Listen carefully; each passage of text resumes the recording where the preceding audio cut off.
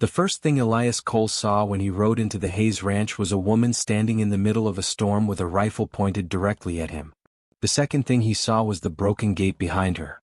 And the third was the herd of cattle running toward the open prairie. "Don't move," the woman shouted. Elias stopped his horse. Rain hammered against his hat and ran down the collar of his coat. Lightning flashed across the dark Texas sky, turning the ranch buildings white for a split second before dropping them back into darkness. The woman tightened her grip on the rifle. "I said don't move." Elias slowly lifted both hands away from the reins. "I wasn't planning to." "Then you're smarter than you look." He almost smiled. Almost. Another crack of thunder rolled across the ranch. Behind the woman, 12 frightened cattle pushed against the broken fence, trying to escape through the opening. One more hard shove and half the herd would be gone. Elias looked at the gate. Then at the woman. Then at the rifle.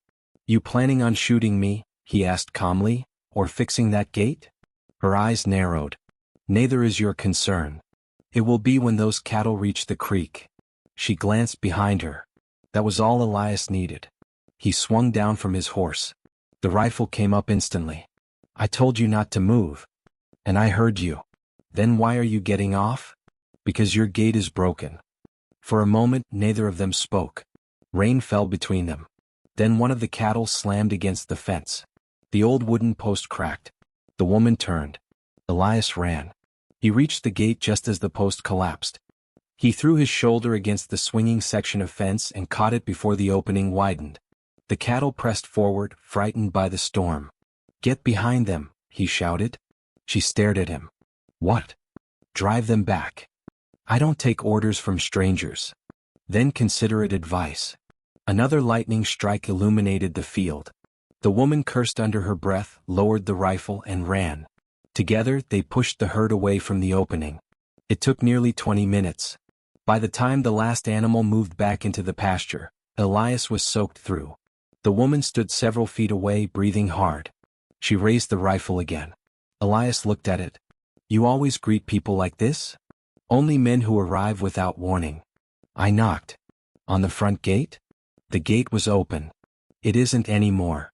Elias looked at the broken timber. "No," he said. "It isn't." For the first time, something almost like amusement crossed her face.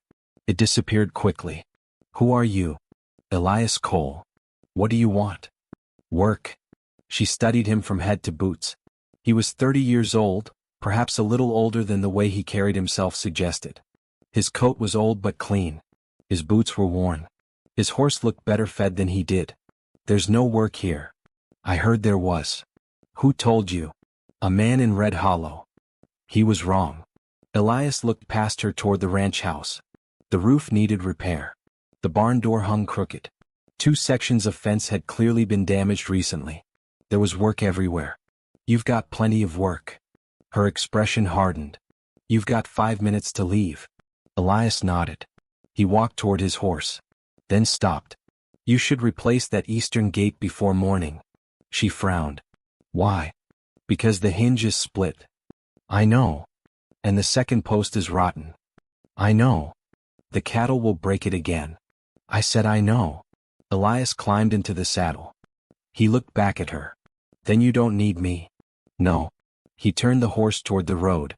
"Wait." He stopped. The woman lowered the rifle. "How much?"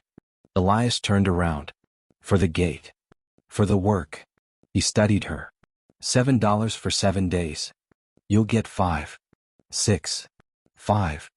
6 and supper." She hesitated. "Done." Elias nodded. "My name is Margaret Hayes." "I figured." Her eyes narrowed. "How?" "Your name is painted on the mailbox." She looked toward the road. The mailbox was nearly hidden behind weeds. For the first time that evening, Elias saw her almost smile. "Tomorrow," she said. "What time?" "Sunrise." "I'll be here." He rode away. Margaret watched until he disappeared beyond the cottonwoods. She should have been relieved. Instead, she stood in the rain wondering why a stranger who had been holding a broken gate together with his bare hands had looked at her as though the rifle never mattered. The next morning, Elias arrived before sunrise. Margaret was already outside. She expected him to complain about the weather. He didn't. She expected him to ask where the tools were. He didn't. He walked directly to the eastern fence and began examining it. For nearly an hour he said nothing. Then he returned to the house carrying a broken piece of timber. This wasn't caused by the storm. Margaret looked at it. What do you mean? The wood was cut. She took the timber from him. A clean mark ran across the grain. Someone had used a saw. Margaret's face changed. How sure are you? Certain. Could the cattle have done it? No. Could the storm have? No. She stared at the cut. Who would do this? Elias looked toward the neighboring fields. Someone who wants your fence down. Margaret said nothing. Elias picked up his tools. I'll fix it. You're not going to ask why? If you wanted me to know, you'd tell me. She watched him walk away. That was the first thing she noticed about Elias Cole. He didn't ask questions that weren't his to ask. The second thing she noticed came 2 hours later. He had repaired the gate. But he had also replaced 3 weak posts that she hadn't mentioned. You were hired to fix one gate, Margaret said. Elias drove another nail into the post. The other 3 were going to fail. I didn't pay you for those. You don't have to. I don't like people working for free. Then add it to tomorrow's work. She stared at him. You plan on staying? For 7 days. Maybe longer. If the work requires it. She looked at him carefully. You're different from the men who usually come here. Elias finally looked up. That's probably good. It isn't always. He returned to the fence. Margaret walked away. But she kept thinking about him. By the 4th day, Elias had discovered 6 damaged sections of fencing. By the 5th, he had found hoof prints near the creek that didn't belong to the Hayes herd. By the 6th, he knew someone was coming onto the property after dark. He told Margaret. She didn't believe him. Not completely. You're saying someone is sneaking onto my land? Yes. Why? To damage the ranch. Why? Elias looked at her. Who wants you to sell? She was silent. Then she said one name. Silas Crow. Elias knew the name. Everyone in that part of Texas knew it. Crow owned 3 ranches, 2 cattle outfits, and enough land to make a small town disappear from a map. What does he want? This ranch. Why won't you sell? Because my father built it. Elias looked toward the house. Your father's still here? No. How long? 2 years. And you're running it alone? With my brother. Where is he? Town. Elias nodded. Then he noticed something in the distance. A rider. Too far away to identify, but close enough to watch them. Margaret followed his gaze. Crow? I don't know.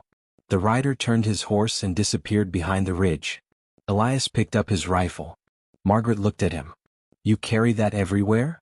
Usually. Why? Because sometimes people don't listen when you talk. She gave him a long look. You think I'm one of those people? No. Why? Because you pointed a rifle at me before you asked my name. For the first time Margaret laughed. It was brief. But Elias noticed. That night he slept in the barn. He didn't trust the ranch enough to sleep deeply. Near midnight he heard a horse. He opened his eyes.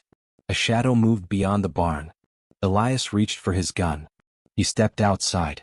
The moon was hidden behind clouds. Someone was near the cattle pens.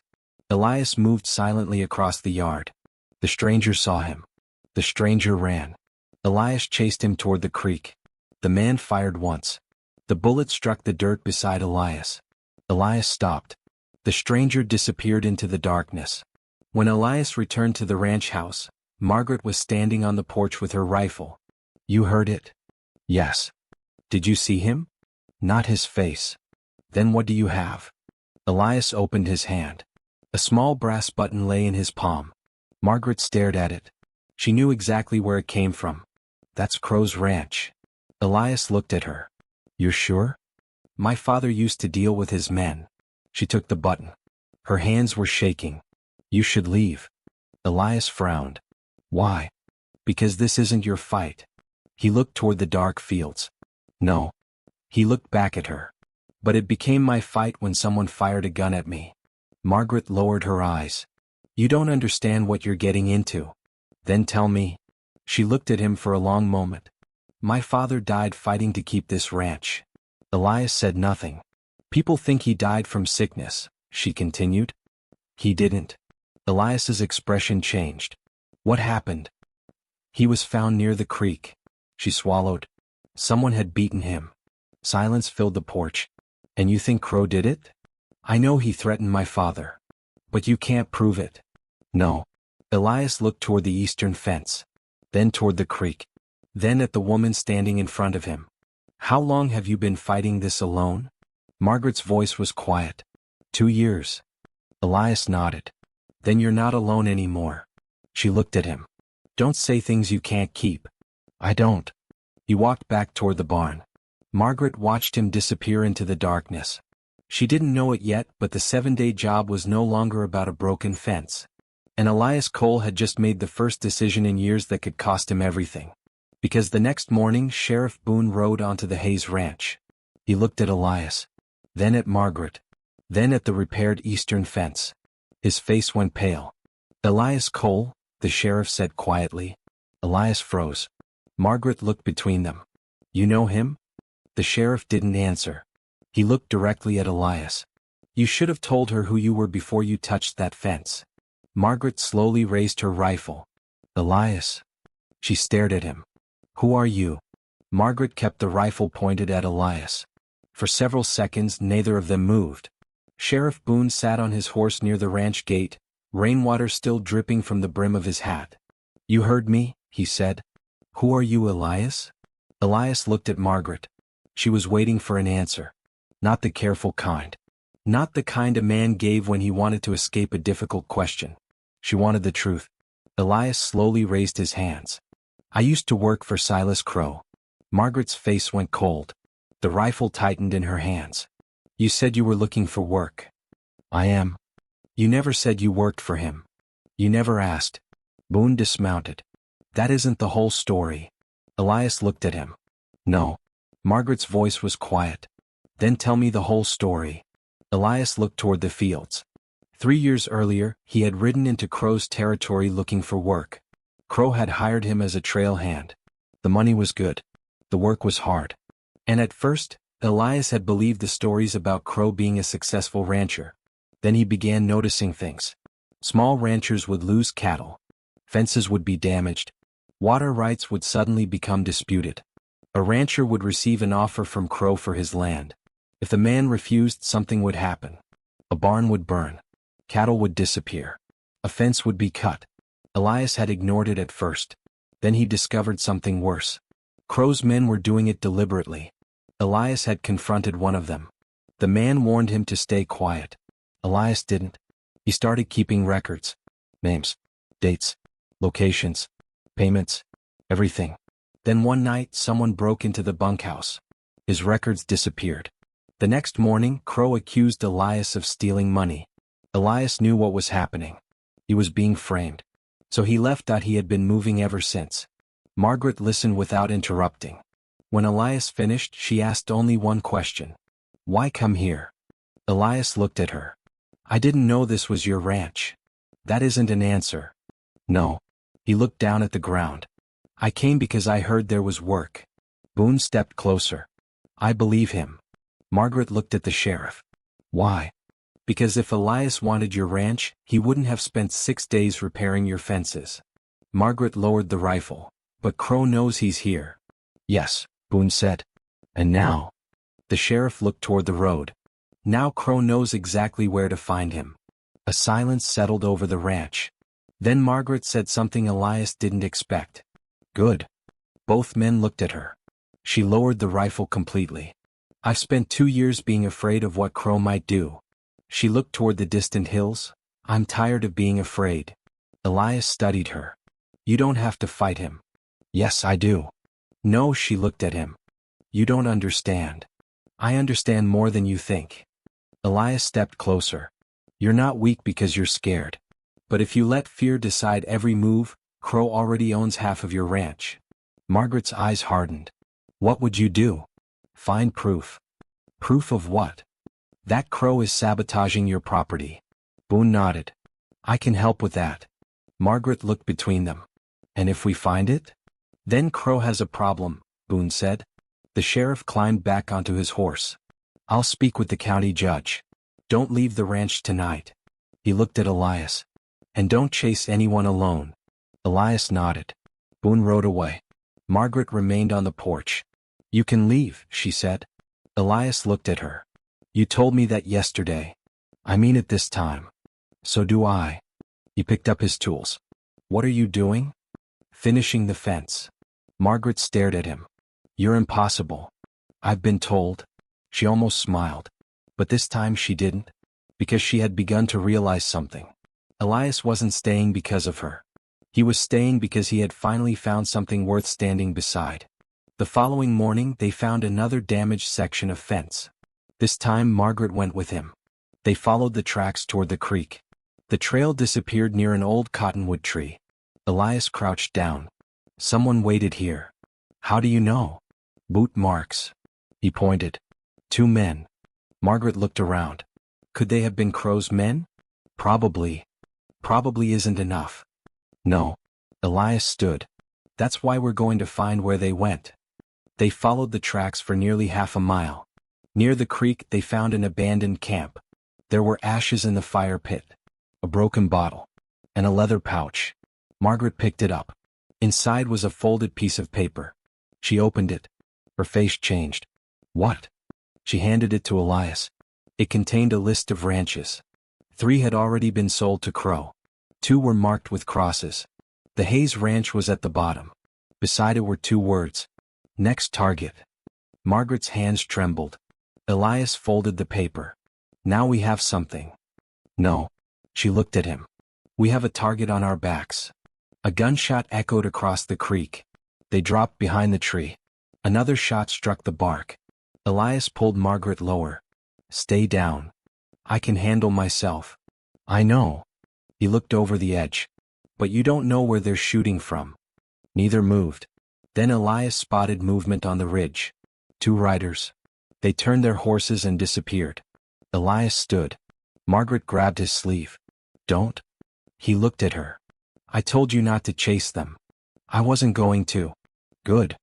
They returned to the ranch before sunset. That evening Margaret made supper. Elias sat at the table. Neither spoke for several minutes. Finally Margaret said, Why didn't you leave? Elias looked up. You mean after the shooting? I mean after everything. He thought about it. Because leaving hasn't solved anything for me. She waited. He continued. Every place I stayed, I told myself I was only passing through. And now I'm tired of passing through. Margaret looked down at her hands. You know what my father used to say? What? A ranch isn't the land. Elias waited. He said it's the people who refuse to abandon it. Elias looked toward the window. Your father sounds like he knew what he was talking about. He did. A long silence followed. Then Margaret said, I don't want you to get hurt because of my family. Elias looked directly at her. I don't want you to lose your home because of mine. She frowned. What does that mean? It means Crow has already become part of my problem. Margaret smiled faintly. You make everything sound simple. No. Elias looked at her. I just don't like making things more complicated than they already are. For the first time Margaret laughed. The sound surprised both of them. But the next morning, everything changed. A rider arrived carrying a letter. The envelope had Margaret's name written across it. She opened it. Her face went pale. Crow was offering her money. A lot of money. Enough to clear every debt on the ranch. Enough to start a new life somewhere else. But at the bottom of the letter was a warning. If you refuse, the next fire won't stop at the barn. Margaret folded the letter. Elias saw her expression. What happened? She handed it to him. He read it, then folded it again. He wants you frightened. He has succeeded. Not yet. Margaret looked at him. You don't know that. I know you're still standing. She stared at him. That's enough for today. Elias nodded. That afternoon they went into town. They took the evidence to Sheriff Boone. The sheriff immediately recognized the handwriting in the letter. Crow's doing this openly now. What can you do? Margaret asked. Not enough without proof. Elias placed the leather pouch on the desk. We have this. Boone opened it. He found the list. His expression changed. This could be enough. Could be. Margaret asked. Boone nodded. I need Crow's men caught with something connecting them to the sabotage. Elias looked at him. Then let them come back. Boone stared at him. You have a plan? Yes. Margaret immediately shook her head. No. Elias turned. I haven't even said it. You don't have to. He looked at her. I'm not letting you use yourself as bait. I'm not. Then what? Elias leaned toward the desk. We leave the eastern fence looking broken. Boone understood immediately. Then we wait. Margaret looked between them. You want them to return? Yes. And if they do? We catch them. That night they prepared the ranch. One section of fence was made to look damaged. The horses were moved closer to the barn. The lanterns were extinguished. Everyone waited. Midnight passed. Then 1 o'clock. Then 2. Margaret sat on the porch with Elias. Neither spoke. At nearly 3 in the morning, a horse whinnied. Elias stood. 3 shadows appeared near the fence. Margaret held her breath. One man climbed through the opening. Another carried a lantern. The third remained on horseback. Elias whispered, Now. Sheriff Boone and 2 deputies emerged from behind the barn. Don't move. The men reached for their guns. But Boone already had his drawn. Within seconds the 3 men were surrounded. One of them cursed. Elias recognized him. It was the same man who had worked beside Crow years earlier. The man stared at Elias. You should have stayed gone. Elias stepped forward. You should have stopped lying. The man smiled. You think this changes anything? Boone grabbed his arm. It changes enough. The man looked toward Margaret. Crow will never let this go. Margaret stepped forward. Neither will I. The man was taken away. By sunrise, the Hayes Ranch was quiet again. But for the first time in 2 years, Margaret felt something she had almost forgotten. Hope. The evidence was enough to connect Crow to the sabotage. The county judge opened an investigation. Other ranchers came forward. One after another they told the same story. Crow had threatened them. Crow had damaged their property. Crow had forced them into selling. Within weeks, the man who had seemed untouchable was facing charges. And Elias? He was preparing to leave. Margaret found him packing his saddle. What are you doing? Going. Her face fell. Why? The work is finished. The ranch is safe. Yes. So? Elias looked at her. So you don't need me anymore. Margaret stared at him. You really believe that's why I wanted you here? I don't know what you want. Then ask. He said nothing. She stepped closer. You came here looking for 7 days of work. Yes. You stayed because of the fence. Yes. You stayed after the fence was finished. Elias looked down. I know. Why? He finally looked at her. Because leaving felt wrong. Margaret's voice softened. And now? Elias looked around the ranch. At the repaired fence. At the barn. At the house. Then back at her. Now I don't know how to leave. Margaret smiled. You don't have to. Elias was silent. She stepped closer. Not because my father needs another ranch hand. She looked directly into his eyes. Not because the ranch needs you. She paused. Because I want you here. Elias took a slow breath. For how long? Margaret smiled. For as long as you stop asking when you're leaving. He laughed quietly. It was the first time she had heard him laugh. And it was the first time Elias Cole understood that staying didn't have to mean being trapped. Sometimes staying meant choosing. He had spent years believing home was something a man lost. Now he understood that home could also be something a man found. Not in a town. Not in a building. Not even in a piece of land. But in the moment someone looked at him and didn't ask where he had been. They asked where he wanted to go next. Elias looked at Margaret. Tomorrow, he said, I'll repair the north fence. She smiled. There's no north fence. I know. Then why repair it? Because I'm planning to stay. Margaret laughed. And for the first time since her father died, the Hayes Ranch didn't feel like something she had to defend alone. Felt like home again.